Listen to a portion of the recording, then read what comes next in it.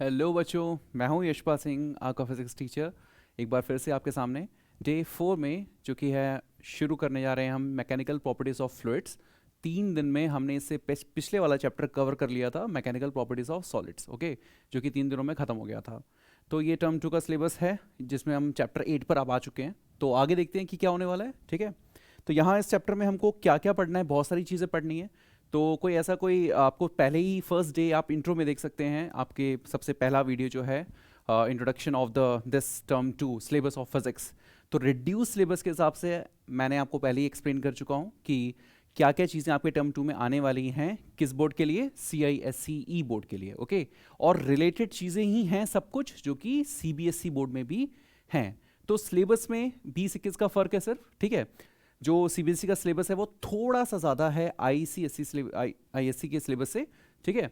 तो इसलिए दोनों सिलेबस आपस में रेलेवेंट है। तो ऐसा कुछ नहीं है कि अगर आप ये वीडियो देख रहे हैं तो इसमें से आपको अगर मैं विस्कोसिटी बताने लगूं तो आप कहें कि वो चीज़ वहाँ डिफरेंट है, ऐसा नहीं है, ठीक है। तो ऑलमोस्ट सिलेबस सेम ही है। तो CBSE वाले बच्चे जो भी इसको देख रहे हैं वो भी इसको देख सकते हैं, क्योंकि टॉपिक्स वही हैं। कुछ टॉपिक्स CBSE वालों में एक्स्ट्रा हैं जो कि उनको वहाँ करने हैं, ठीक है।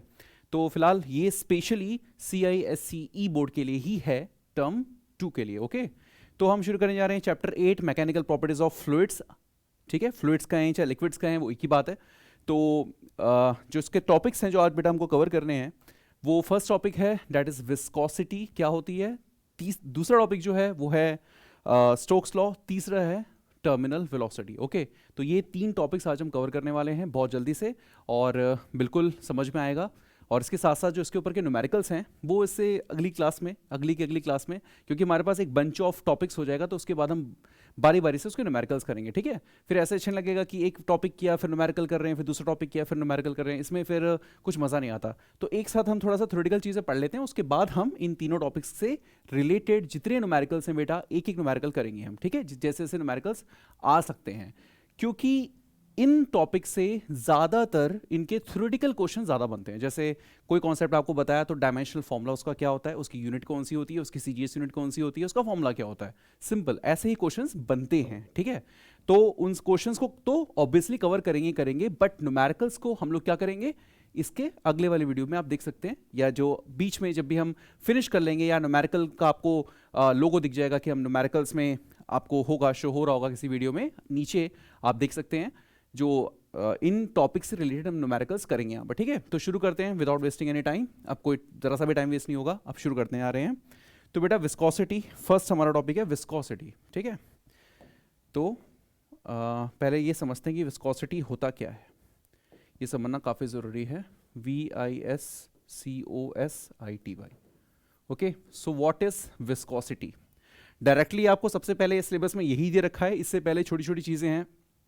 फ्लूइड क्या होता है, फ्लूइड मैकेनिक्स क्या है, ठीक है, और प्रेशर क्या होता है, आपको पता है force per unit area pressure होता है। ऐसे छोटी छोटी चीज़ें बहुत सारी इससे पहले दे रखी हैं, हम ये मान के चल रहे हैं कि वो चीज़ें आपको आती हैं, ठीक है। क्यों बेटा, क्योंकि एक्चुअली में जो सिलेबस यहाँ से शुरू हो रहा है तो उसको हम यहीं से शुरू करते हैं, ठीक है। और जो बाकी बोर्ड्स वाले हैं वो देख सकते हैं सीधा टॉपिक सर्च करके विस्कोसिटी बाय यशपाल सिंह, तो आप देख सकते हैं, तो आपको मिल जाएगा कोई ना कोई वीडियो, ठीक है। तो बेटा विस्कोसिटी आपको एक्सप्लेन करने आ रहे हैं ये क्या होती है, ठीक है। देखो विस्कोसिटी को सबसे पहले तो हम ईटा से रिप्रेजेंट करते हैं, एक कोफिशिएंट से, ठीक है। एक्चुअली विस्कोसिटी मतलब होता है गाढ़ापन, ठीक है, कि कोई लिक्विड कितना थिक है कितना थिन है। थिन मतलब क्या होता है, जैसे कि पेट्रोल, जैसे कि वो सारे लिक्विड्स जिनकी डेंसिटी वाटर की डेंसिटी से कम होती हैं उनको हम थिन मान के चलते हैं, ठीक है। जैसे आपको पता है डेंसिटी, ये आपको ये चीज़ें इसलिए बता रहे हैं बेटा ताकि विस्कोसिटी अच्छे समझ में आए कि विस्कोसिटी है ही क्या, ठीक है। इसके पीछे थोड़ी सी चीज़ें हैं वो पहले समझ लो, उसके बाद ही समझ में आएगा विस्कोसिटी क्या होती है। जैसे हम बात कर रहे हैं वाटर की, वाटर की डेंसिटी आपको पता है बेटा 1000 kg पर मीटर क्यूब होती है। इसको हम 1 ग्राम पर सेंटीमीटर क्यूब भी हम इसको लेते हैं, ठीक है। इसलिए हम कहते हैं जो रिलेटिव डेंसिटी होती है वाटर की वो 1 होती है। वाटर की रिस्पेक्ट में लेंगे तो 1/1 करेंगे तो वो चीज़ हमेशा ग्राम पर सेंटीमीटर क्यूब में होती है, यानी कि वाटर की डेंसिटी होती है इतनी। अब इस डेंसिटी से जो नीचे वाले हैं, जैसे कि मान लो पेट्रोल की बात करते हैं, ठीक है, आप मान लो 775 kg पर मीटर क्यूब आपने मान लिया, ठीक है, कोई भी है केरोसिन टाइप का, पेट्रोल टाइप का। तो बेटा ये क्या है, ये थिन लिक्विड्स में आएगा, थिन लिक्विड्स में आएगा ये, ठीक है, कि ये थिन है हल्का सा, ठीक। और गाढ़े में कौन सा आएगा? जैसे आप वाटर से और गाढ़े में चले जाओ, लाइक आप चले गए उसमें थोड़ा सा आपने हनी ले लिया है ना, हनी थोड़ा सा विस्कस हो गया, HONEY, तो हनी लगभग इसके आपने मान लिया कि लाइक ज़्यादा ही होती है, 1400 तो नहीं, ठीक है, आपने मान लिया 2300 kg पर मीटर क्यूब आपने हनी का, सपोज हमने ऐसी एक एजम्पशन लिया है। तो हनी जो है वो ज़्यादा गाढ़ा है वाटर से, वाटर ज़्यादा गाढ़ा है किससे? पेट्रोल से, PETROL, पेट्रोल से, ठीक है। तो ये गाढ़ापन हम कैसे डिसाइड कर रहे हैं? डेंसिटी के ऊपर ही नहीं, एक चीज़ और होती है, ठीक है, कि जब ये फ्लो करते हैं, जब ये फ्लो करते हैं तब क्या होता है कि कोई चीज़ आसानी से फ्लो कर जाती है, कोई चीज़ को फ्लो होने में थोड़ा टाइम लगता है ना, और कोई चीज़ बहुत ही कम वेलोसिटी से फ्लो होती है किसी सरफेस के ऊपर, है ना, क्योंकि ये सरफेस के ऊपर हम लेकर चलते हैं कि ये जो लिक्विड्स हैं, इनका जो मोशन हो रहा है वो क्या है? सरफेस के ऊपर है बेटा, सरफेस के ऊपर ये मूव कर रहे हैं, ठीक है। तो विस्कोसिटी यानी कि सिंपल पहली बात तो ये कि it is a like property, हर एक लिक्विड की एक प्रॉपर्टी है, जिसमें क्या होता है कि जब लिक्विड लेयर्स के बीच में, क्योंकि लिक्विड्स को लेयर्स में मानते हैं हम, कई सारी लेयर्स होती हैं, उनके बीच में क्या हो? एक अपोजिशन ऑफर हो, जब भी उनके बीच में रिलेटिव मोशन हो रहा हो, ठीक है। जैसे लिक्विड हैं, लेयर्स हैं काफ़ी सारी उसकी, और जब वो चल रही हैं तो उनमें क्या हो कि ऊपर वाली लेयर नीचे वाली लेयर को क्या है? चलने नहीं दे रही है। नीचे वाली लेयर, एक्चुअली होता है ये, नीचे वाली लेयर ऊपर वाली लेयर को नहीं चलने देती है, दोनों आपस में एक दूसरे के ऊपर फ्रिक्शनल फोर्स लगाती हैं, ऐसा होता है हमेशा, ठीक है। तो हम ये चीज़ इसलिए बता रहे थे ताकि आपको ये समझ में आए कि हम क्या पढ़ने जा रहे हैं। हम ये पढ़ने जा रहे हैं कि कोई लिक्विड कैसे हम कहेंगे कि ये लिक्विड गाढ़ा है, ये लिक्विड हल्का है, ये लिक्विड ऐसा है वैसा है, उसको हम लाइक कैटेगराइज करेंगे on the basis of their viscosity, ठीक है। तो ये तो रही एक इंट्रोडक्शन सा कि विस्कोसिटी होती क्या है, उसका एक इंट्रोडक्शन दिया है अभी आपको, ठीक है। अब हम पढ़ने आ रहे हैं कि रियलिटी में, एक्चुअली में जो आप विस्कोसिटी है वो क्या होती है, ठीक। So viscosity is the property of a fluid, PERT, वह property of a fluid, of a liquid कहें तो ज़्यादा बेटर है, ठीक है, of a liquid to apply a position between its layers, उसकी layers के बीच में लगता है, its layers, while relative motion with each other, या in motion with each other, simple अगर हम कहें in motion, ठीक है, with each other। जब वो आपस में मोशन कर रही हूं तो लिक्विड की प्रॉपर्टी होती है वो आपस में ही क्या करती हैं बेटा? एक फ्रिक्शनल फोर्स अप्लाई करती है, ठीक है, एक फ्रिक्शनल फोर्स। ये तो रही सिंपल डेफिनेशन, इससे सिंपल कुछ और डेफिनेशन हो नहीं सकती कि ये प्रॉपर्टी है लिक्विड की जो कि उस लिक्विड को अलाउ करती है कि उनकी लेयर्स के बीच में अगर रिलेटिव मोशन हो रहा हो ना तो आपस में उनके फ्रिक्शनल फोर्स लगे, ठीक है। That is known as the viscosity of the fluid, उसका गाढ़ापन। सिंपल समझ में आ रही है बात? अब देखो एक बात ये बेटा, अगर हम बात करें कुछ एक स्पेसिफिक टाइप की डेफिनेशन की, so it is the frictional force, it is the frictional force acting between two layers, और डेफिनेशन है acting between two layers of a liquid, ठीक है, moving relatively on a surface, ठीक है, on a surface. जब किसी surface के ऊपर कोई लिक्विड फ्लो कर रहा हो, ठीक है, तो उनकी लेयर्स के बीच में लगने वाला जो फ्रिक्शनल फोर्स है जब वो चल रही होती है, रिलेटिव मोशन कर रही होती है। यानी कि रिलेटिव मोशन क्या होता है बेटा? किस टाइप का मोशन जिसमें दो चीजें आपस में कंपेयर करते हैं हम, ठीक है। रिलेटिव मोशन एक साथ आपस में एक दूसरे को लेते हैं कि कौन सी किसकी वेलोसिटी ज्यादा है, किसकी वेलोसिटी कम है, ये चीज हम लेते हैं यहां पर, ठीक है। समझ में आ रही बात? तो ये रही बहुत ही आसान सी चीज कि विस्कोसिटी एक्चुअली होती क्या है। क्लियर हो गया व्हाट इज विस्कोसिटी? तो अब एक चीज और, ये इसको समझाने के लिए कि एक्चुअली में हो क्या रहा है, ठीक है, तो हो क्या रहा है उसको समझाने के लिए बेटा थोड़ा सा यहां पर नीचे आ जाएगा बिल्कुल सब कुछ, ठीक है। तो लाइक जैसे सपोज करो बेटा ये हमारी एक लेयर है, ठीक है, ये लिक्विड्स, ये पूरा लिक्विड है, इसकी ऐसी कई सारी लेयर्स हैं, इस टाइप से लेयर्स हैं, ठीक है। तो बेटर होगा कि ब्लू पेन यूज़ करें, ठीक है। तो ये लिक्विड की क्या है, ये लेयर 1 है बेटा, इस पूरी को लेयर मानो, इस पूरे को आप क्या मानो, लेयर। लेयर पहली है, ये क्या है, ये लेयर दूसरी है, ठीक है।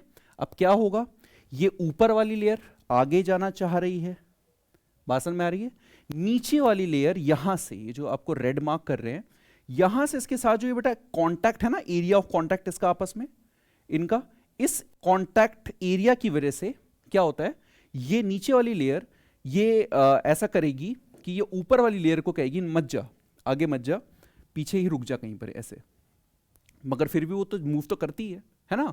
तो ये मान के चलते हैं हम हमेशा कि जैसे जैसे हम ऊपर से नीचे आते हैं ना बेटा, तो लेयर्स की आपस में जो वेलोसिटी होती है वो डिक्रीज होती है, ठीक है। ऊपर की तरफ हम चलते हैं जब, तो वेलोसिटी जो होती है वो क्या होती है बेटा, वेलोसिटी इंक्रीज होती है, INC, वेलोसिटी इंक्रीज होती है, समझ में आ गया।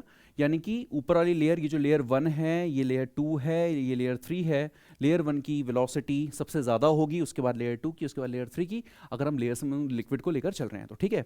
ये पूरा एक लिक्विड है, यहाँ इसकी कई सारी लेयर्स हैं।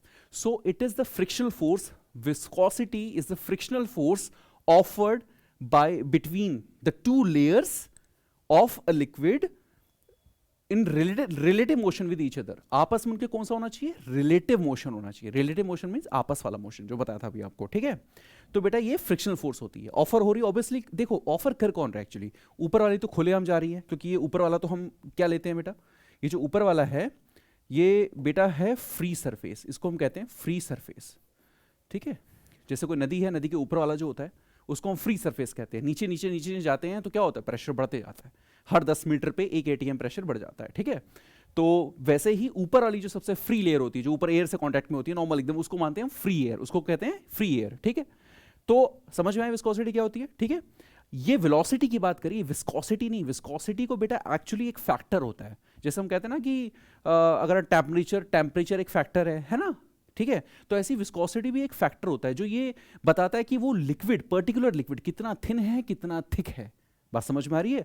अगर उस किसी फनाने लिक्विड में की लेयर्स के बीच में बहुत ज्यादा अगर फ्रिक्शनल फोर्स लगता है तो हम ये कहते हैं वो लिक्विड गाढ़ा है। अगर बहुत ही कम फ्रिक्शनल फोर्स लगता है, वो बहुत ज्यादा एकदम से फ्लो कर जाता है। बेटा एकदम से फ्लो कर जाने को क्या कहते हैं, प्रॉपर्टी कौन सी होती है, इसको कहते हैं फ्लूइडिटी, ठीक है। यानी कि फ्लो पाने की जो एक तरीके से क्षमता कह लो आप उसको, वो होती है क्या, फ्लूइडिटी, ठीक है। कि कितना अच्छे से आसानी से फ्लो हो सकती है कोई चीज। तो बात समझ में आई यहां पर। ये तो होगी डेफिनेशन की बात। अभी टेक्निकल पॉइंट्स अभी इसके आने वाले हैं, इसकी यूनिट और इसको हम कैसे कैसे लेकर चलते हैं, ठीक है। तो सबसे पहले इसको पहले समझते हैं, इसका पूरा का पूरा बेटा जो ये है कॉन्सेप्ट है विस्कोसिटी का, इसको समझते हैं, ठीक है। तो यहां पर भी हेडिंग डाल देते हैं, नाउ विस्कोसिटी, ठीक है। वो तो होगी पहले वाली डेफिनेशन, ठीक। दूसरी चीज अब क्या है, देखो बेटा, ये है हमारा एक सरफेस, ये हमने मान लिया एक हमारा ये सबसे कोई भी अगर मान लो फ्लूइड बह रहा है तो नीचे वाला सरफेस जो होता है, ठीक है, उसको हम इसको रिवर बेड कहते हैं, सी बेड भी कह सकते हैं उसको, बेड यानी कि जहां जिसके ऊपर सब कुछ चल रहा है। जैसे फर्श है ना, फर्श के ऊपर आपने कोई लिक्विड को ऐसे गिरा दिया तो फर्श क्या होगा, फर्श का वाला जो लेवल होगा, सबसे नीचे वाली जो लेयर होगी उसकी, जैसे कई सारी लेयर्स होंगी ना बेटा, जैसे कई सारी लेयर्स होंगी इस टाइप से, ठीक है। ऐसे लेयर्स में लिक्विड होता है ना, ऐसे कई सारी लेयर्स होंगी इसकी, ठीक है। ये एक ही लिक्विड की कई सारी ऐसे करके बंच ऑफ लेयर्स होंगी, बात समझ में आ रही है, ठीक है। कई सारी लेयर्स होंगी उसकी, तो इसको कहते हैं बेटा रिवर बेड, ठीक है। हम रिवर बेड इसको कह सकते हैं, इस वाले को रिवर बेड, ठीक है। अब ये रिवर बेड है इसमें, ठीक है।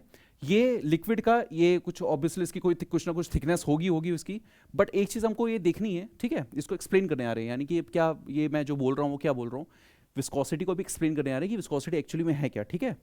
तो इसलिए बने रहना, कोई ऐसा नहीं कि कोई बीच में भाग जाए कि इतनी देर से बोल रहे हैं कुछ आगे बता ही नहीं रहे हैं। तो बेटा देखो क्या है, जो नीचे वाली लेयर है, सबसे नीचे वाली लेयर, ये मान के चलते हैं वो जस्ट रुकी हुई है, ठीक है। ये बहुत बहुत धीरे चल रही है, बहुत धीरे। तो सबसे नीचे वाली लेयर जो है बेटा, इसकी वेलोसिटी जो होगी, ठीक है, इसको v1 मान लो, ये लगभग 0 मान लो, इसी पॉइंट से लेते हैं बेटा, ठीक है। क्योंकि विस्कोसिटी वेक्टर क्वांटिटी होती है, एरो से बता सकते हैं, एरो की लेंथ बताएगी कि कितनी ज्यादा है। इससे ऊपर वाली लेयर ये तो 0 है, इसका इतना एरो बना दिया, ये वेलोसिटी v1 है। ऊपर वाले का क्या होगा v2, इससे ऊपर वाले का क्या होगा v3, इससे ऊपर वाले का सबसे आगे हो गया v4, इससे सबसे ऊपर वाले का क्या हो गया V5। आप बात समझ रहे हैं? यानी कि जैसे जैसे हम लेयर वाइज ऊपर ऊपर देख रहे हैं तो सबसे ऊपर वाली लेयर सबसे ज्यादा तेजी से चलेगी, उसके बाद उससे कम, उससे कम, उससे कम, उससे कम, ये चीज है। ठीक है, तो ये समझना बेटा। ठीक है, अब इसको समझाने के लिए एक और फैक्टर होता है बेटा, ठीक है, उसको कहते हैं वेलोसिटी ग्रेडियंट। उससे ये चीज और ज्यादा अच्छे से हम एक्सप्लेन कर सकते हैं। और ऑब्वियसली विस्कोसिटी के फैक्टर को, ईटा को एक्सप्लेन करने के लिए हमको हमारा वेलोसिटी ग्रेडियंट लेना पड़ेगा। अभी बताएंगे वेलोसिटी ग्रेडियंट क्या होता है। ठीक है, देखो बेटा, यानी कि जैसे जैसे लेयर से हम ऊपर ऊपर ऊपर ऊपर जा रहे हैं हमारी वेलोसिटी लगातार बढ़ रही है। ठीक है, तो अगर हम देखो ये मान लें कि एक्चुअली में, ठीक है, कि जैसे जैसे हम ऊपर जा रहे हैं, देखो यहाँ पर ये पॉइंट नोट कर लेना। ठीक है, जैसे जैसे ऊपर जाते हैं वेलोसिटी क्या होती है, इंक्रीज होती है। बात समझ में आ रही है? ठीक है, यानी अगर हम दो लेयर लें इस टाइप से, एक लेयर ये और दूसरी लेयर ये, ठीक है, लाइक दिस। ठीक है, एक दो तीन ही लेयर ले लो, कोई दिक्कत नहीं है। It is layer 1, it is 2, it is 3। Suppose करो बेटा ये जो ऊपर वाली लेयर है ये चल रही है वेलोसिटी किससे, ऊपर वाली लेयर के नीचे, इससे नीचे वाली लेयर मान लो ये चल रही है कितनी वेलोसिटी से, v से चल रही है। तो इससे ऊपर वाली सपोज v प्लस dv से चल रही है। ठीक है, और इनके बीच में जो ये डिस्टेंस है इसको मान लो आप z। बात समझ में आ रही है? इसको मान लो z। तो हम क्या कह रहे हैं कि ये जो बेटा z है, ये z है, थोड़ा सा मान लो। ठीक है, इसको थोड़ा सा इसको और मान लो, लाइक एक मिनट बस। ठीक, ये जो हमारे इनके बीच में डिस्टेंस है ना, यानी कि ये v, ये इसकी वेलोसिटी क्या हुई v, इससे ऊपर वाले की वेलोसिटी क्या हुई v प्लस dv। तो इस वाले गैप को आप मान लो जैसे कि यहां तक जो गैप था, इसका गैप ये है z, और इसके ऊपर वाला ये पूरा टोटल मिला के कितना हुआ, z प्लस डेल्टा z हो गया। ये हो गया z प्लस डेल्टा z, यानी कि ये हाइट थी z, इसमें हल्का सा और ऐड हो गया डेल्टा z। बात समझ में आ रही है? ठीक, यानी कि जैसे जैसे हम ये कहना चाह रहे हैं बेटा कि जैसे जैसे यहाँ की हाइट बढ़ती जा रही है, ये जो हाइट है HEIGHT, हाइट जो हम z से रिप्रेजेंट कर रहे हैं, z उसमें फिर डेल्टा z और ऐड हो गया, फिर ऐड हो गया, तो हाइट के साथ साथ जो है हमारी वेलोसिटी भी बढ़ती रहती है। बताने का हमारा ये मतलब है। ठीक है, तो बेटा इसी को increase in velocity per unit height जो है हमारा, ठीक है, per unit change in height जो है, उसको हम कहते हैं वेलोसिटी ग्रेडियंट। बात समझ में आ रही है? क्योंकि विस्कोसिटी इस ग्रेडियंट पर भी डिपेंड करती है कि सबसे ऊपर वाली लेयर की जो वेलोसिटी है, सबसे ऊपर वाली लेयर की जो वेलोसिटी है वो कैसे डिफरेंट है नीचे वाली लेयर से। ठीक है, और आपस में उनके बीच में जो डिस्टेंस की बात करते हैं तो वो कैसे कैसे वेरी कर रहा है, वो डिस्टेंस हम मान के चलते हैं कि ये इक्वल डिस्टेंस है। बात समझ में आ रही है? ये जो गैप है वो डेल्टा z का ही गैप होगा हर बार। बात समझ में आ रही है? तो बेटा ये जो विस्कोसिटी है, विस्कोसिटी की हम बात करेंगे, विस्कोसिटी की डायरेक्टली बात नहीं करेंगे, हम बात करें यहाँ पर फ्रिक्शनल फोर्स की।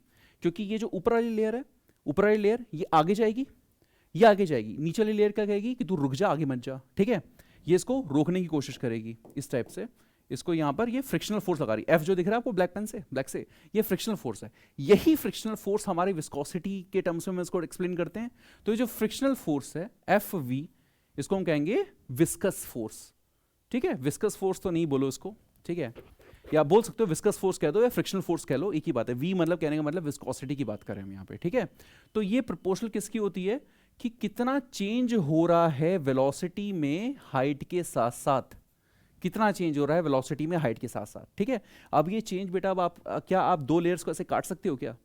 बताओ, स्लाइस करके काट तो नहीं सकते हो, दो लेयर्स हैं लिक्विड की तो एक एक लेयर डिवाइड तो नहीं कर सकते हो, तो ये बहुत छोटी होती हैं, इनमें डिफरेंस भी बहुत छोटा होता है। ऐसा नहीं लगता कि ऊपर वाली लेयर एकदम ही आगे जा रही है, एकदम स्लाइस में आगे जा रही है, नीचे वाला स्लाइस नीचे पीछे रह गया, क्योंकि बेटा उसकी थिकनेस इतनी ज़्यादा छोटी होती है। मॉलिक्यूलर साइज आपको पता है ना कितना छोटा होता है, मॉलिक्यूलर साइज कितना होता है, 10⁻⁻8 से लेकर 10⁻10 के बीच में होता है ना। तो इतना छोटा मीटर, इतने में तो कोई चीज़ आप देख तो सकते नहीं हो, है ना। तो हम ये मानते हैं कि जो ये चेंज आ रहा है यहाँ पे, ये चेंज, ये जो विस्कस फोर्स का है, ये वाला चेंज जो है प्रोपोर्शनल, बेटा प्रोपोर्शनल तो है ही ना इसके, क्योंकि जितना ज्यादा बेटा ये चेंज आएगा उतना ही ज्यादा क्या होगा, फ्रिक्शनल फोर्स लगेगा आपस में उनके, है ना। अगर वो चीज चेंज ज्यादा होता है, ज्यादा वेलोसिटी में चेंज आ रहा है, यानी बहुत ज्यादा गाढ़ा है, ऊपर वाली लेयर एकदम से बाहर भाग रही है, नीचे वाली लेयर एकदम रुकी हुई है, तो यानी कि क्या है, चेंज बहुत ज्यादा है। वेलोसिटी जो चेंज हो रही है ऊपर वाली लेयर की विद रिस्पेक्ट टू नीचे वाली लेयर की, वो चीज बहुत ज्यादा है उनके बीच में गैप के हिसाब से। अगर हम गैप के हिसाब से अगर बात करें, ये गैप के हिसाब से समझ में आ रहा है बेटा?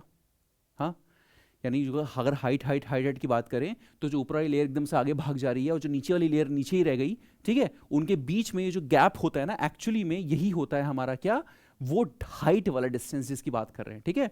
तो इसको हम लिख सकते हैं, देखो इसको आप, ये जो हाइट वाला डिस्टेंस है, जो हमने जेड जेड माना है, इसको जेड भी मान सकते हो, इसको एक्स भी मान सकते हो, एक्स वाई जो भी आपके बुक में दे रखा है वो मान सकते हो। तो कितना हो गया बेटा, देखो अब ये जो चेंज होता है उतना बड़ा चेंज तो नहीं होता है, चेंज छोटा ही होता है, तो हमने क्या माना इसको, it is dv upon dz मान लिया। तो ये dv अपॉन dz ही है बेटा हमारा क्या, हमारा वेलोसिटी ग्रेडियंट, GRADIENT, वेलोसिटी का चेंज होना उसकी हाइट के साथ साथ, कि कितनी वेलोसिटी चेंज हो रही है, कि नीचे वाली रुकी रह गई। जैसे ये लेयर है ना बेटा, सपोज करो ये लेयर्स हैं, ब्लू पेन से बना देते हैं, ये जो लेयर्स हैं इस टाइप से, ठीक है। अब ये लेयर बहुत जल्दी आगे भाग गई, ये एकदम से रुक सी गई है, ये एकदम से बिल्कुल ही यहाँ पर रुक गई है, तो यानी कि ये लिक्विड बहुत गाढ़ा है ना, इनके वेलोसिटी ग्रेडियंट का जो फैक्टर है वो क्या है, बहुत ज़्यादा है यहाँ पे, तो वो लिक्विड उतना गाढ़ा हो जाता है। तो पोटेंशियल ग्रेडियंट जितना ज़्यादा होगा, ठीक है, उतना ही ज़्यादा उसकी विस्कोसिटी होगी, ठीक है। तो बेटा आई होप समझ में आ रहा होगा थोड़ा बहुत तो आपको, ठीक है। तो ये होगी पहली बात। दूसरी बात, ये जो फ्रिक्शनल फोर्स है हमारी, now again frictional force, viscous force है हमारी, जो फ्रिक्शनल फोर्स का विस्कस फोर्स का, ये प्रोपोर्शनल किसके होती है बेटा, अब ये जितना एरिया कांटेक्ट में रहेगा, देखो बेटा लेयर्स के ऑब्वियसली देखो एरिया कांटेक्ट जितना ज़्यादा होगा उतना ही ज़्यादा तो वो रोकने की कोशिश करेगी, बताओ, है ना। जैसे सपोज करो आप ये मान लो एक पूरा बक्सा ऐसे रखा हुआ है, कोई मास बॉडी ऐसे रखी हुई है, एक पिलर ऐसे रखा हुआ है, ठीक है, दिस मास पिलर, ये मास पिलर ऐसे रखा हुआ है, ठीक है। तो इसमें, इस सॉलिड में सबसे ज्यादा फ्रिक्शनल फोर्स किसमें लगेगी, इसमें ना, इसको चलाने के लिए हमको ज्यादा दिक्कत होगी क्योंकि एरिया ऑफ कांटेक्ट उतना ज्यादा जमीन के साथ है। बात समझ में आ रही है, इसको धकेलने में क्या होगा, ज्यादा हमको लगेगी। क्लियर हो रही है बात, ठीक है। ऐसा नहीं कि इंडिपेंडेंट होता है, फर्क पड़ता है, फर्क पड़ता जरूर है, ठीक है। ऐसा नहीं कि इंडिपेंडेंट होता है, इंडिपेंडेंट नहीं होता, एरिया ऑफ कांटेक्ट का कोई मतलब है यहाँ पे। तो एरिया ऑफ कांटेक्ट जितना ज्यादा होगा उतना ज्यादा फ्रिक्शनल फोर्स और ज्यादा होगी, ठीक है। तो क्या हो जाएगा बेटा, एरिया ऑफ कांटेक्ट के ये क्या हो गया, डायरेक्टली प्रोपोर्शनल हो गया, जितना ज्यादा एरिया ऑफ कांटेक्ट उतनी ज्यादा फ्रिक्शनल फोर्स होगी। दोनों को अगर हम कंबाइन करें तो क्या आ जाता है फाइनल रिजल्ट हमारे पास, फाइनल रिजल्ट आ जाएगा बेटा, viscous force FV is proportional to A dV upon dz, ठीक है। इसी को हम थोड़ा सा और फॉर्मुलेट करें कि विस्कस फोर्स हमारे पास यहाँ होगी इज इक्वल टू, देखो प्रोपोर्शनल का साइन हटाएंगे तो एक कांस्टेंट लग जाता है ईटा, इसी को ईटा कहते हैं हम, A dV upon dz। Clear होगी बात, ये dV है, ये W नहीं है, कुछ और में समझना है इसको, ये क्या है, dV है। क्लियर होगी बात। तो ये हमारा बेटा फाइनल फॉर्मूला बन गया, F is equal to eta A dV by dz। बात समझ में आ गई, ठीक है। अगर आप इसकी यूनिट की बात करते हो, ठीक है, इसको नोट कर लेना एक बार, यहाँ पर हम इसकी एक बार यूनिट की बात करते हैं, इसको नोट कर लो, ठीक है, स्क्रीनशॉट ले लो इसका, आई होप ले लिया होगा इसका स्क्रीनशॉट, ओके। तो बेटा यहाँ पर हम बात कर रहे हैं, हमने फॉर्मूला ड्राइव कर दिया, frictional force FV is equal to eta dV upon dx, ये हमारे पास हो गया, ठीक है। यहाँ पर ये जो है हमारा, it is known as the coefficient, ICIENT, coefficient of viscosity, ठीक है। इसको हम कहते हैं क्या, कोफिशिएंट ऑफ विस्कोसिटी, वो फैक्टर जिससे कि ये साबित होता है, या उस लिक्विड पे लागू होने वाला वो फैक्टर जिससे कि उस लिक्विड में कितना फ्रिक्शनल फोर्स लग रहा है, वो सारी चीजें, ठीक है, वो फैक्टर है। विस्कस, जो जितना ज्यादा विस्कस होगा उसका ईटा उतना ज्यादा होगा। बात समझ में आ रही है, सीधी सी बात है, विस्कस फोर्स ईटा के प्रोपोर्शनल तो है, विस्कस फोर्स प्रोपोर्शनल किसके है, ईटा के भी है। तो जिसका जितनी ज्यादा ईटा होगा उतना ज्यादा उसमें, यानी कि उतना गाढ़ा वो लिक्विड होगा, ठीक है, ये बात होगी। अब बेटा इसकी जब हम SI यूनिट की बात करें, वो चीज़ें जो आने वाली, SI यूनिट की बात करें तो SI यूनिट को हम निकाल भी सकते हैं, ईटा को अगर हम निकालें क्या हो जाएगा बेटा, सारी चीज़ देखो, ये frictional force multiplied by small distance upon क्या हो जाएगा dV, ये तो हो गया dV नीचे और वो ऊपर, ठीक है। फ्रिक्शनल फोर्स न्यूटन में होता है, ये डिस्टेंस कुछ ना कुछ मीटर में ही होगा, और ये भी मीटर पर सेकेंड में हो गया, ठीक है। और क्लियर, अब ये न्यूटन आ रहा है यहाँ पर, इसको हम लिख सकते हैं क्या, न्यूटन को एज इट इज को ऐसे ही रहने दो, ठीक है। फ्रिक्शनल फोर्स, रुको रुको रुको रुको, ईटा ईटा ईटा ईटा, सॉरी एरिया तो रह ही गया भाई, एरिया यहाँ कौन लिखेगा, एरिया रह ही गया, सॉरी। तो ये एरिया भी हमने यहाँ लिख दिया, एरिया का मीटर स्क्वायर भी हमने यहाँ पर मल्टीप्लाई कर दिया, एरिया भी था यहाँ पर भाई पीछे, देखो एरिया भी तो है लिखा हुआ, एरिया भूल गए थे, ठीक है। तो एरिया भी है इसमें, तो क्या हो जाएगा बेटा, मीटर से मीटर कट गया, ठीक है। और तो एरिया क्या आ जाएगा नीचे, इसको एक बार दोबारा से लिख लें यार, कुछ गड़बड़ हो रहा है। ऐसा यूनिट क्या होगी, ईटा जो है बेटा, ईटा, ठीक है, इसकी यूनिट हम लिखना चाह रहे हैं, इक्वल टू इसकी यूनिट लिखना चाह रहे हैं, तो क्या हो जाएगा F V into D X upon A into D V, है ना, लिख दिया। अब बेटा एक बात बताओ, जो ये है, देखो इधर ध्यान देना, ये वाला डिस्टेंस ही है, ये वाली वेलोसिटी है, ये एरिया है, ये फोर्स है, ठीक है।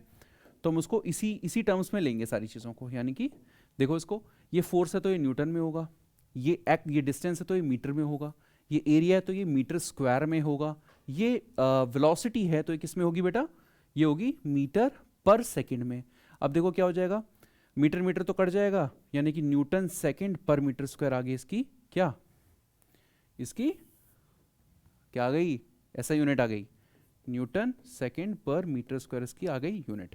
तो यानी कि इसकी यूनिट इंपॉर्टेंट क्या है, न्यूटन सेकंड पर मीटर स्क्वायर, ठीक है। अगर हम बात करें इसकी सीजीएस यूनिट की बेटा, ठीक है, ठीक है, अगर हम सीजीएस यूनिट की बात करें तो वो क्या हो जाएगी बेटा, it is dyne, D Y यानी डाइन, सेकंड पर सेंटीमीटर स्क्वायर, ये हो गई हमारी सीजीएस यूनिट। बेटा इसी को हम कहते हैं POISE, पॉइस। इसको हम पॉइस इसलिए कहते हैं क्योंकि जो विस्कोसिटी हम पढ़ रहे हैं, ये एक हमारे एक फिजिसिस्ट थे बहुत बड़े, ये कह लो साइंटिस्ट, इसको नॉर्मल लैंग्वेज में साइंटिस्ट कहते हैं, ये साइंटिस्ट वो साइंटिस्ट, मैरी क्या नाम था उनका, मैरी पॉइजली, ठीक है, मैरी पॉइजली एक साइंटिस्ट थे, तो उनके नाम से ही बेटा पॉइजली, ठीक है, इनका ये नाम था POISEUILLE, पॉइजलीज, ये पॉइजलीज की सारी चीज़ें हैं, ये जितनी सारी चीज़ें हैं, ठीक है, जो हम पढ़ रहे हैं।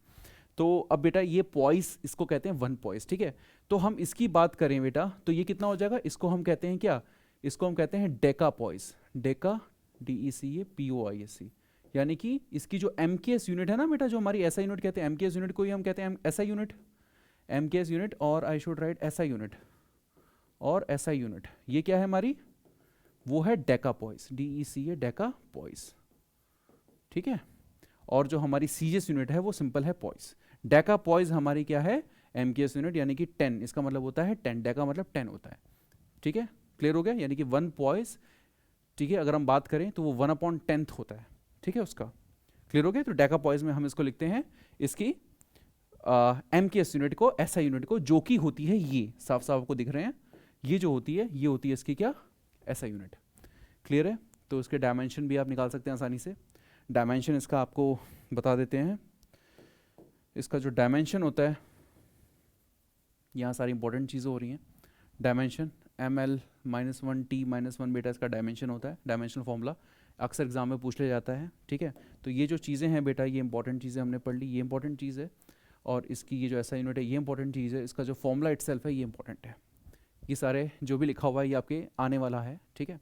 तो समझाने में इतना टाइम इसलिए लगा दिया बेटा क्योंकि आपको एक्चुअली में देखो क्या है कि पहले समझना है हमको कि क्या है ना, कहाँ से कहाँ कोई चीज़ आई, तो इसीलिए इसको ये बेटा काफ़ी सारी इंपॉर्टेंट चीज़ें थी कि ये वेलोसिटी कैसे बढ़ रहा है, वेलोसिटी का इंक्रीज होने का ग्रेडियंट जो है ना उसको कहते हैं वेलोसिटी ग्रेडियंट, कैसे हाइट के साथ साथ साथ साथ साथ साथ वो वेलोसिटी उसकी इंक्रीज कर रही है, वो उसके गाढ़ेपन की वजह से ऐसा होता है, ठीक है, जितना डिफरेंस ज़्यादा होगा उतना ज़्यादा वो गाढ़ा होगा, ठीक है।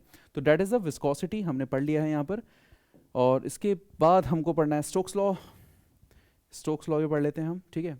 तो इसको बेटा रब करना पड़ेगा, किसको रब करें हम, तो आई थिंक इसको रब कर देते हैं, ठीक है, ये सिर्फ डेफिनेशंस लिखी हुई हैं, इरेजर ले लेते हैं हम,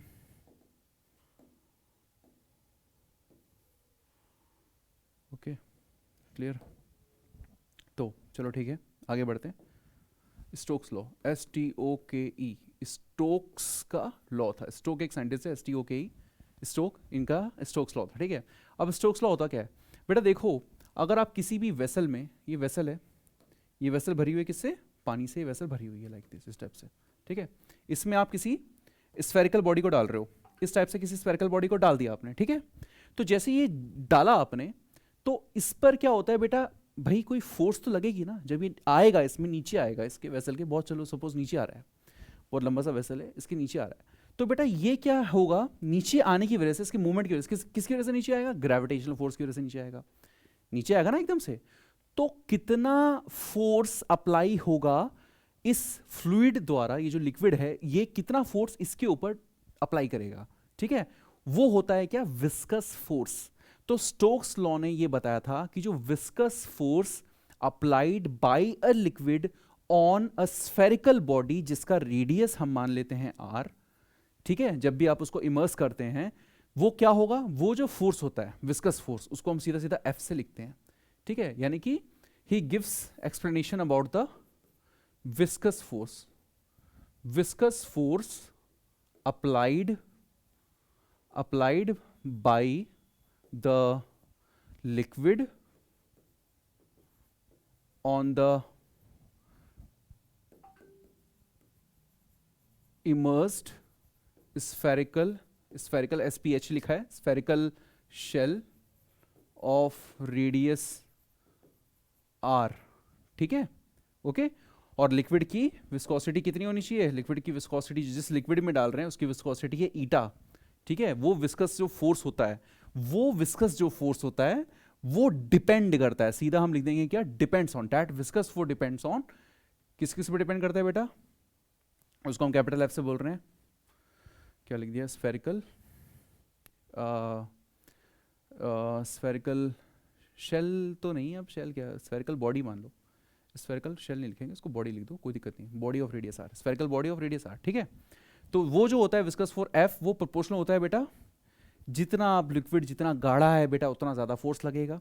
ये तो नीचे आ रहा है मगर ये विस्कस फोर्स देखो कहाँ लग रहा है, ये आ तो नीचे रहा है, विस्कस फोर्स इसके ऊपर लग रहा है, ठीक है, F viscous VISCOUS, viscous force लगता है ऊपर के डायरेक्शन में, कौन लगा रहा है बेटा, लिक्विड लगा रहा है इमर्स बॉडी के ऊपर जो भी आप डाल रहे हैं, ठीक है, उसके ऊपर फोर्स लग रहा है।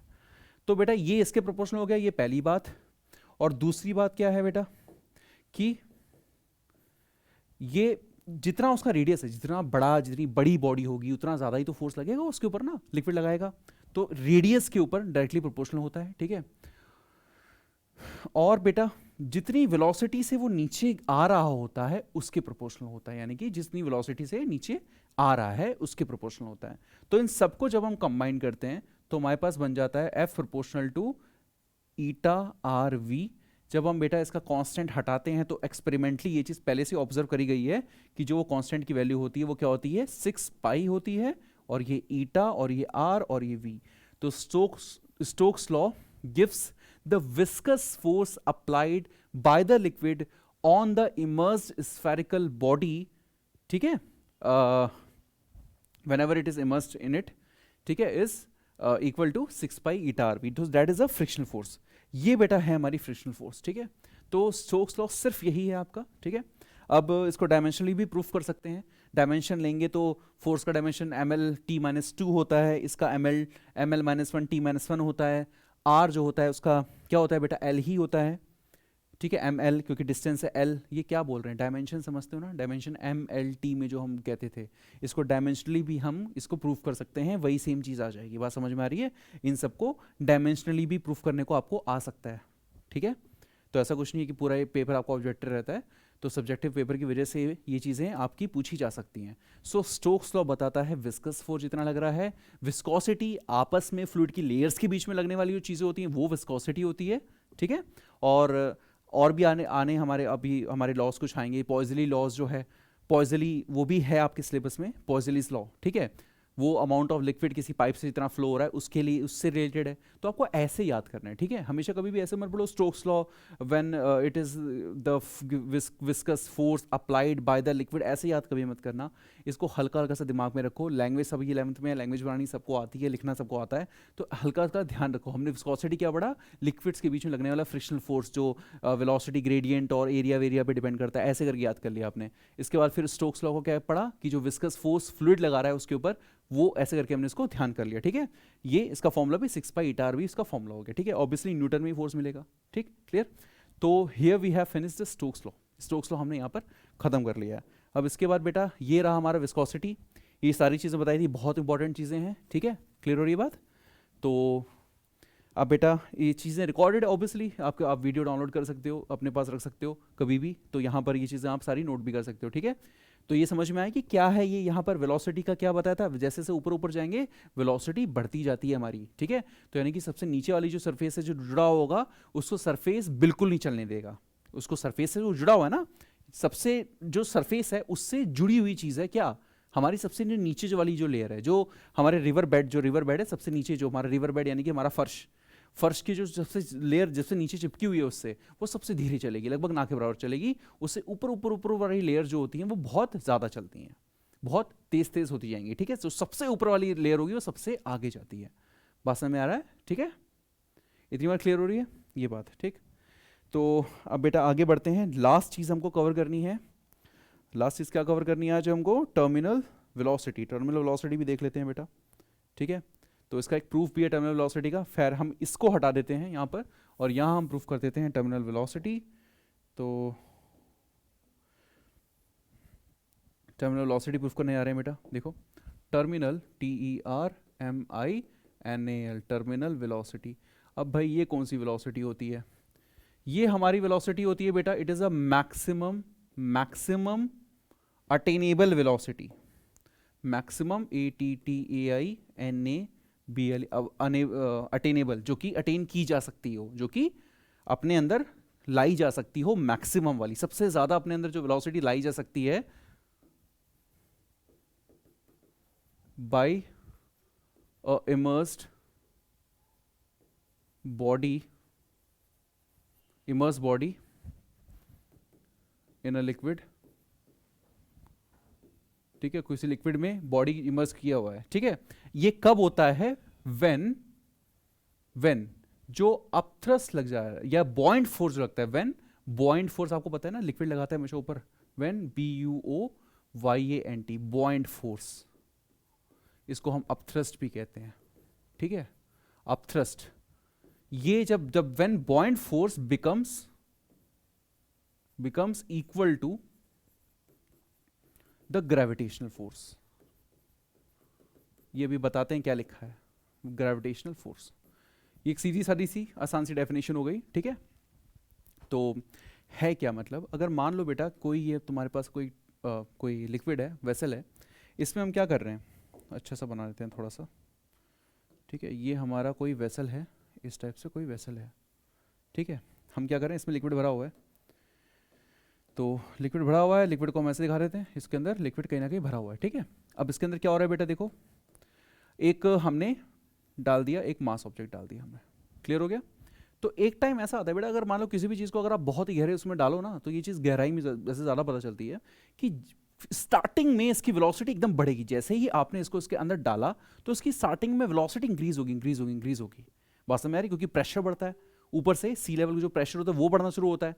तो जैसे 10 मीटर जाते हैं 1 ATM प्रेशर होता है ना, बढ़ना शुरू होता है। तो जैसे ही प्रेशर बढ़ना शुरू हो रहा है, ये मास बॉडी क्या है, लगातार नीचे आ रही है। तो एक टाइम ऐसा आता है कि बेटा ये जो अपथ्रस्ट फोर्स लग रही है ना, ये जो लिक्विड लगा रहा है, देखो लिक्विड ब्लू पेन से दिखा रहे हैं, जो लिक्विड ऊपर लगा रहा है वो क्या लगा रहा है, अपथ्रस्ट लगा रहा है, ठीक है। ये नीचे किस वजह से आ रहा है, ऑब्वियसली अपने वेट की वजह से नीचे आ रहा है, ये अपने वेट की, WEIGHT, वेट की वजह से नीचे आ रहा है, ठीक है, क्लियर हो रही बात। और एक फोर्स, स्टोक्स भाई साहब ने बताया था कि एक और फोर्स होता है विस्कस फोर्स, जो ऊपर की डायरेक्शन में लगता है, ठीक है। तो जो विस्कस फोर्स है ये बेटा ऊपर की डायरेक्शन में, यहां पर लिक्विड लगा देगा, इसको किसी और मार्कर से बनाते हैं ताकि समझ में आए। ये जो ऊपर वाला फोर्स है बेटा, ये क्या है, F विस्कस फोर्स, जो कि फ्लूइड लगाता है उस पे ऊपर, ठीक है। सारी फोर्सेज ही हैं, सबको बैलेंस करना है और कुछ नहीं करना है। अब थ्रस्ट भी ऊपर लग रहा है, विस्कस फोर्स भी ऊपर लग रही है, वो आ नीचे रहा है, ठीक है। यानी कि हमको किसको क्या करना है, वेट को, सॉरी ब्लैक मैन ले लेते हैं, हमको करना है, बेट नहीं रेड ले लेते हैं, वेट जो है, वेट बॉडी का वजन इज इक्वल टू किसके बराबर होगा बेटा, F viscous force, VIS viscous force, ये जो लगा रहा है ये बेटा, ये जो है ना, ये है F विस्कस, ये है VIS, ठीक है, जो ये लिक्विड लगा रहा है इसके ऊपर। और अपथ्रस्ट भी साथ साथ वो लगाता है, इसका अपथ्रस्ट भी ऑब्वियसली लगेगा, ठीक है। तो बेटा विस्कस फोर्स प्लस साथ ही साथ क्या हो जाएगा, F अपथ्रस्ट। ये भी बेटा जब हमने इसको ब्लू पेन से दिखाया है तो हम इसको ब्लू पेन का यूज़ करेंगे कि अपथ्रस्ट की वैल्यू कितनी होती है, F अपथ्रस्ट, ठीक है, ब्लू से इसको दिखा रहे हैं। अब देखो वेट इसका क्या है बेटा, मास ऑफ ऑब्जेक्ट जो भी डाल रहे हैं इंटू G, वो उसका क्या हो जाएगा, weight is equal to viscous force क्या होता है बेटा, क्या होता है 6 पाई ईटा RV, जितनी वेलोसिटी से वो नीचे जा रहा है, अरे भाई टर्मिनल वेलोसिटी वही तो होती है, यही वाला v जो होता है यही बेटा आपका टर्मिनल वेलोसिटी है, जितनी वेलोसिटी से वो नीचे जाना है उसको, ठीक है, इसी को निकालना है हमको। प्लस अपथ्रस्ट आपको पता होना चाहिए बेटा क्या होता है, वेट ऑफ लिक्विड डिस्प्लेस्ड, कितना लिक्विड बाहर निकला वही होता है, ठीक है। अपथ्रस्ट क्या होता है बेटा, वेट ऑफ लिक्विड डिस्प्लेस, यानी कि डेंसिटी ऑफ ऑब्जेक्ट, जितना हम डेंसिटी का ऑब्जेक्ट डाल रहे हैं इनटू, ठीक है, यानी कि इसको वेट लिखते हैं ना, यानी कि सिंपल सी बात है, वेट ऑफ लिक्विड डिस्प्लेस की अगर हम बात करेंगे तो क्या हो जाएगा बेटा, it is the weight of liquid displace लिख देते हैं, वेट ऑफ लिक्विड डिस्प्लेस्ड, ठीक है। अभी फिलहाल इसको वेट ऑफ लिक्विड डिस्प्लेस ही लिखते हैं, ठीक है।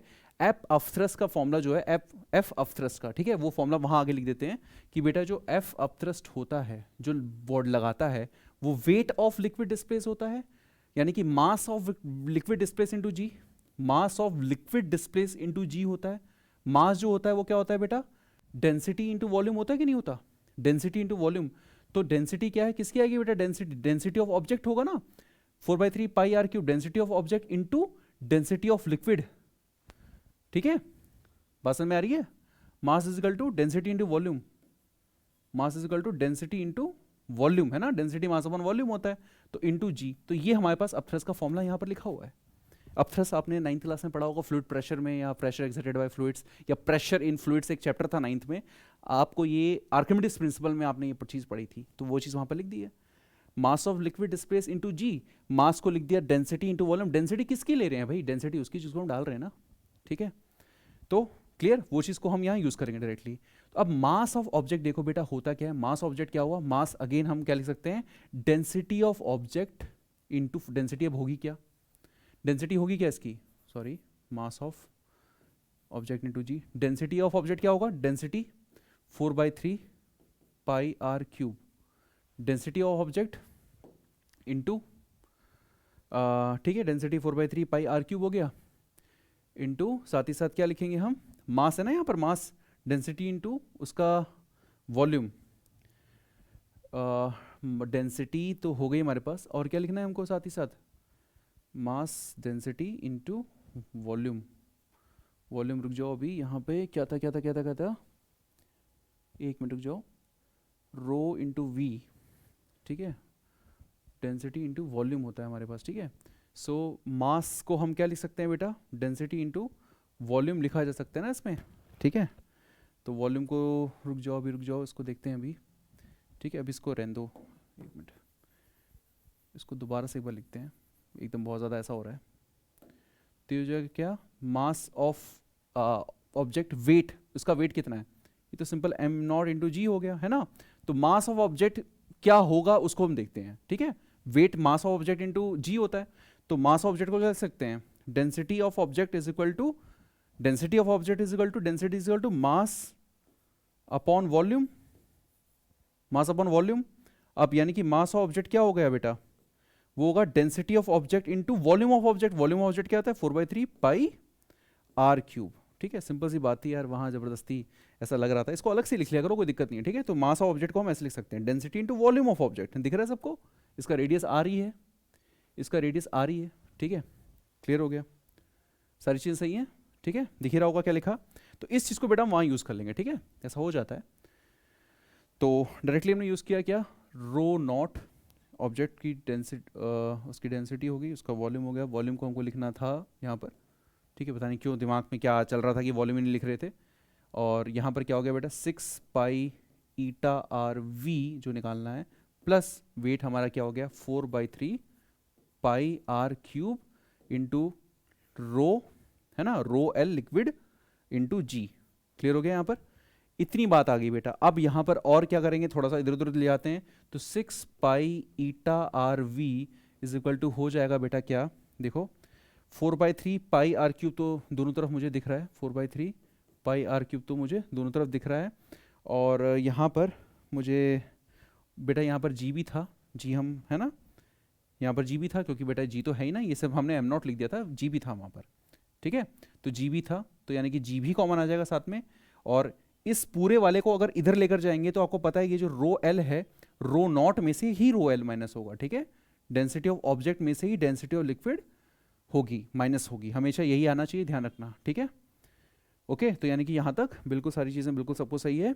तो बेटा जब हम v की वैल्यू निकालेंगे तो आपको दिख रहा है 2 कट जाएगा, ये 2 3 ज़ा 6, 2 2 ज़ा 4, और यहाँ पर अगर हम ईटा की वैल्यू निकालेंगे तो 3 3 ज़ा 9 हो जाएगा, तो डेट इज, और पाई से पाई कट जाएगा, ठीक है। और ये r से ये r स्क्वायर हो गया यहाँ पर, तो फाइनल वैल्यू क्या आ जाएगी, it's 2/9 r square into G, आगे है हमारे पास rho naught minus rho L upon क्या, ईटा अपॉन ईटा। तो ये जो आपको वैल्यू मिल रही है यही हमारी है the value of terminal velocity, 2/9 r square G rho naught minus rho L upon eta, ठीक है। तो यही बेटा एक्सप्रेशन है हमारे पास टर्मिनल वेलोसिटी का। ये वो वेलोसिटी है जो कि एक्वायर करता है, मैक्सिमम वेलोसिटी है, इसके बाद वेलोसिटी बढ़ना बंद हो जाती है, ठीक है। क्योंकि जब ग्रेविटेशनल फोर्स लगने वाले विस्कस फोर्स को बेटा हैंडल कर लेगा बिल्कुल सही से, ठीक है, तो क्या होगा, वो कांस्टेंट वेलोसिटी से नीचे आना शुरू होगा। पहले एक्सेलरेटेड तरह से नीचे आता है, ठीक है, अपनी ग्रेविटेशनल फोर्स की वजह से एक्सेलरेटेड मोशन से नीचे आएगा, धीरे धीरे करके एक टाइम ऐसा आता है कि वो आपस में बैलेंस हो जाते हैं और वो एक ही वेलोसिटी से, कांस्टेंट से वो जस्ट नीचे आता है, लिक्विड में के अंदर जस्ट नीचे आता है। तो वही वेलोसिटी हमारी होती है क्या, टर्मिनल वेलोसिटी, ठीक है। तो कोई भी कंफ्यूजन नहीं है, थोड़ा सा बस यहाँ पर ध्यान देना, वेट जो है मास इनटू वॉल्यूम के हिसाब से लिखना है, वॉल्यूम का ध्यान रखना 4/3 पाई आर क्यूब, ठीक है। जैसे वो हल्का सा एक क्लिंच आया बीच में, जो लिखते हैं वही सीधी सी बात है, वही आपको ऐसे ही करना है, ठीक है। ध्यान रखनी है चीज़ें बस कि कैसे क्या कोई चीज़ डेराइव होती है, ठीक है। सो डेरिवेशन में बेटा इस फॉर्मूले का यूज़ करते हुए हमारे पास कई सारे न्यूमेरिकल्स भी आएंगे, और इसको एज इट इज़ आप याद रख लेना। स्टोक्स लॉ का जैसे है हमारे पास 6/8 वी फोर्स होता है, विस्कोसिटी में हमारे पास जो एफ होता है वो ईटा ए dy/dx होता है, इसका भी ध्यान रख लेना, 2/9 r square G rho naught minus rho L upon eta, इसका फॉर्मूला होता है, ठीक है। तो ये जितना ज़्यादा आप बेटा करोगे उतना ज़्यादा आपको रिवाइज होगा, ठीक है। अब इससे ज़्यादा और कुछ नहीं आज, ठीक है। आई थिंक जितना भी हमने पढ़ा वो सारा आपके सामने है, ये तीनों टॉपिक्स हमारे कवर हो चुके हैं, ये टॉपिक ये टॉपिक ये टॉपिक। अब नेक्स्ट क्लास में हम बेटा इसके बाद पॉइजलीज लॉ कर लेंगे, और हमारे पास क्रिटिकल वेलोसिटी है, काफ़ी और नई नई चीज़ें हैं, टाइप्स ऑफ फ्लोज हैं, ठीक है। टाइप्स ऑफ फ्लोज हम एक नंबर होता है रेनॉल्ड नंबर, उसके बेसिस पे टाइप्स ऑफ फ्लोज कैसे कैसे फ्लो होते हैं, स्ट्रीम लाइन और लेमिनार फ्लो, टर्बुलेंट फ्लो, उनको हम डिफाइन करते हैं रेनॉल्ड नंबर पे, ठीक है। बात समझ में आ रही, वो रेनॉल्ड नंबर भी हम पढ़ लेंगे, ठीक है। रो वीडी अपॉन ईटा उसका फॉर्मूला होता है। ऐसे ही कुछ और भी जितने भी जो भी हमारे टॉपिक्स आएंगे आगे नेक्स्ट वीडियो में, जो टॉपिक हैं वो सारे आपको मिल जाएंगे। स्पेशली आपको सबसे पहले टॉपिक मिल रहा होगा नीचे वाले वीडियो में, स्टीम लाइन और types of flow of liquid, ठीक है। और टाइप्स ऑफ फ्लोज पढ़ना बहुत ज़रूरी है, विस्कोसिटी पढ़ चुके हैं। टाइप्स ऑफ फ्लोज के बाद हम कुछ आगे जो बहुत इंपॉर्टेंट जो हमारे टॉपिक्स हैं, बर्नौली थ्योरम, जिसकी 3 स्पेशल एप्लीकेशंस हैं, वो आपको इस बार जो आपकी आएंगी ही आएंगी, जैसे आपको हमेशा से बता दिया है, ठीक है। तो मिलते हैं बेटा नेक्स्ट वीडियो में, ठीक है। आई होप आपको कुछ थोड़ा बहुत समझ में आ रहा होगा, अगर नहीं भी समझ में आता है तो जब लाइव क्लासेस लेंगे तब ज़रूर बता देंगे, ठीक है। और कोई दिक्कत वाली बात नहीं है, और इसके ऊपर के जो न्यूमेरिकल्स हैं वो हम करेंगे नेक्स्ट क्लास में, ठीक है। So okay, bye bye, take care. इसको पढ़ लेना, यूनिट्स, डायमेंशनल फॉर्मूलाज, ये सारी चीज़ें रिवाइज कर लेना, सारी चीज़ें अपने आप ही सॉर्ट आउट हो जाएंगी, ठीक है। Okay, bye bye, take care.